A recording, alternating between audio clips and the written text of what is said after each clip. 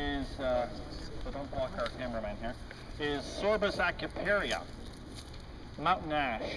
And this is either grown as a single stem or multi-stemmed tree, multi-stemmed here. It's grown primarily for this characteristic. Now these are very old trees that are in very poor condition. But this is principally why you would grow the Sorbus group of plants. Right, is the fruit. Large clusters of fruit. There is a native species, Sorbus americana, which produces smaller clusters of red fruit. These are obviously the orange color. You'll see the leaves, the compound leaves, and not great fall color. Great straight tree, small tree, landscape, but somewhat problematic.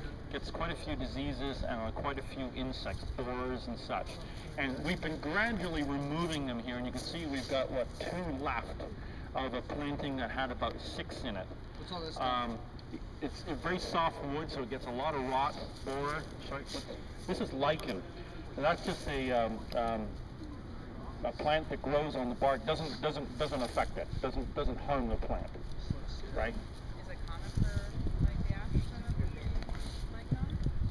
lichen? It's fairly common, yes, because it's a very smooth bark plant.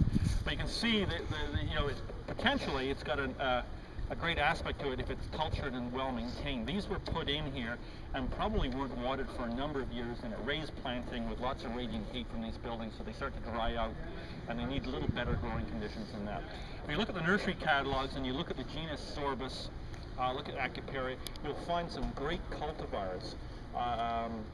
There are a lot of pyramidal ones that are not commonly used in the landscape that would make great straight trees or small trees against buildings, etc. Very similar to the form of the pyrus that we studied earlier. So there's a lot of potential there, but the trees have to be cared for to keep the condition up. Right? Nonetheless, they're still a relatively short-lived tree. This is probably 30 years old and it started to fail. It shouldn't have started to fail probably until it was in its 50s. Right, so it's starting to fail now, and that's partly due to neglect, but a very, very, very common landscape tree, very popular in garden centers primarily because of the clusters of fruit. They are preceded by signs of white flowers that can be attractive. They don't have a very nice scent. They kind of smell like the Prunus signal, the Prunus maci. You can't. No. Well, maybe it could, but it's not very tasty.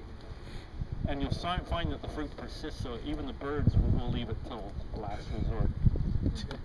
Right?